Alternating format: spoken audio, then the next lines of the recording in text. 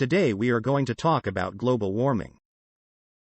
I am not trying to convince you whether climate change exists or not. We all know that there were ice ages in the past. Instead, we are going to talk about scientific foundation of human-induced climate change. It all starts with greenhouse effect. But what exactly is greenhouse effect? To start with it, let's imagine the planet without atmosphere. The energy comes from the sun. The planet heats and radiates energy back to space. Sun is heating the planet and the planet radiates more and more energy back to space until incoming energy equals to emitted energy. From now everything stays in balance. Let's add atmosphere to our model. And not just atmosphere, but one with something called greenhouse gases. Such gases are able to absorb radiation. Atmosphere becomes warmer and increases thermal radiation. Some part of the energy emitted by atmosphere returns to the surface, causing additional heating. Here is the typical energy balance taken from the Climate Science website. A few things are very interesting. The incoming energy from the sun equals to 100 units, 30 units reflected back to space, reducing incoming energy to 70 units. At the same time 145 units of energy hit the surface. Where is this energy coming from? We can simplify energy balance just for better understanding how it works. Without greenhouse effect we have 70 units of incoming energy and 70 units of radiated energy. With greenhouse effect addition we still have the same 70/70 energy balance, but 75 units of energy were added to the surface. Where does it came from? From the surface. Does it make any sense? Absolutely same technology could be used during solar cell production. Just fill solar cells with carbon dioxide and it will at least double the efficiency. For some mystical reason it only works for Earth, not for solar cell.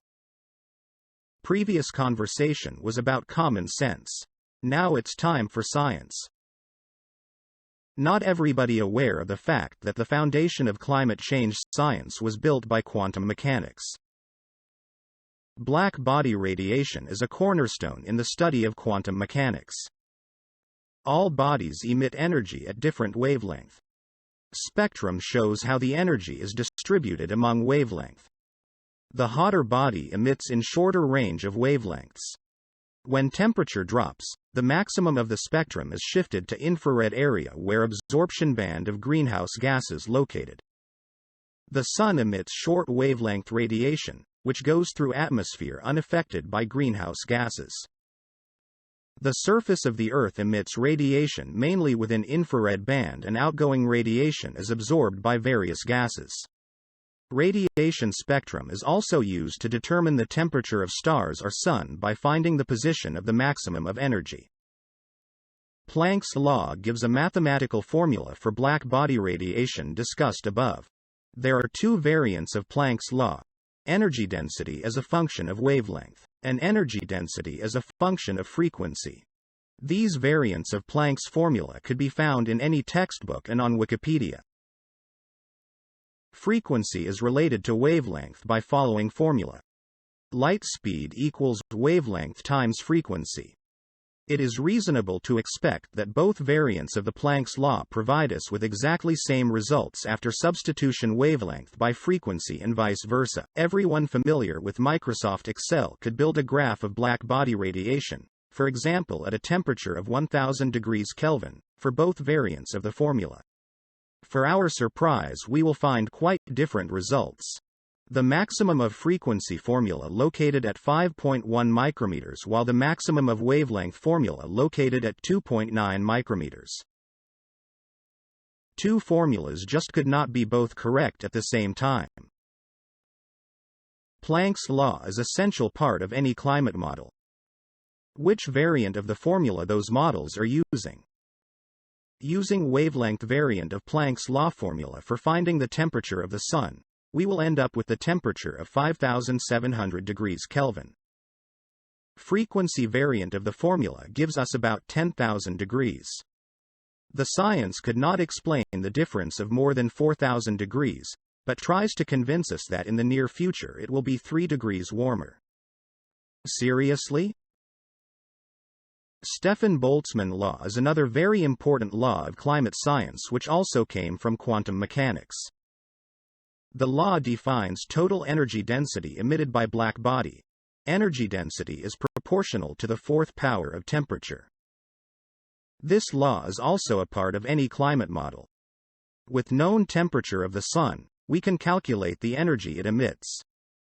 With known temperature of the Earth's surface, we can calculate the energy it emits. With known energy coming into atmosphere, we can calculate the temperature it has.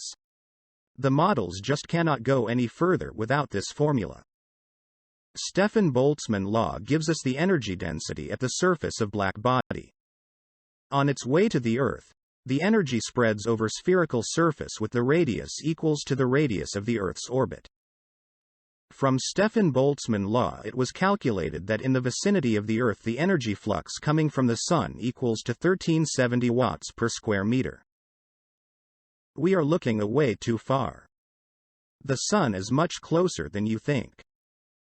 The Earth's inner core is our domestic Sun. There are no reasons why Stefan Boltzmann law could not be used for calculating the energy flux from inner core. The inner core temperature is estimated to be 5,700 kelvins, which is about the temperature of the Sun. Why it should not emit radiation? Is it less black body than the Sun is? The energy flux from inner core could be calculated exactly in the same way as the energy flux from the Sun was calculated. The result will surprise you. 1,370 watts per square meter from the Sun versus 2,200,000 watts per square meter from the inner core of the Earth. The energy flux from inner core is 1,600 times greater than one from the Sun. Such tremendous energy flux is well in accordance with quantum mechanics but contradicts our senses. Why can't our feet feel that heat from inner core? Stefan Boltzmann law is fundamental law of quantum mechanics and should work for any black body. But the nature does not care about quantum mechanics. There is no such thing as selective law of physics. The law of physics either works or it is not a law. What are quantum mechanics? I don't know. People who repair quantums, I suppose. Terry Pratchett.